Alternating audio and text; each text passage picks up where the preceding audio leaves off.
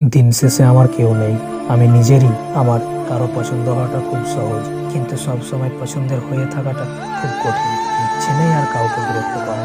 যার যেখানে শান্তি সে সেখানেই থাকে। আমি যদি আমার জীবনের পুরো গল্পটা আপনাকে বলতাম, তাহলে আপনি ঠিকই বলতেন কিভাবে এত কিছুর পরেও প্রতিটা দিনই হাসি। মেসেজ সিন করে অফলাইন হয়ে যাওয়াটা পৃথিবীর সুন্দরতম অবহেলা। খারাপ সময় সারা জীবন থাকে না, কিন্তু খারাপ সময়ে যারা খারাপ ব্যবহার করে তাদের মনে থাকে সারা জীবন। আমার জীবনের প্রতিটা গল্পে আমি নিজেই দোষী।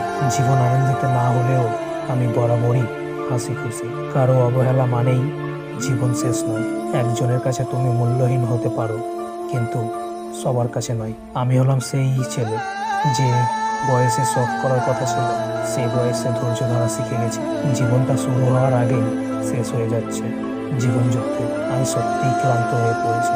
হ্যাঁ, আমি সেই যার অভিমান বোঝার মতো কোনো মানুষ নেই।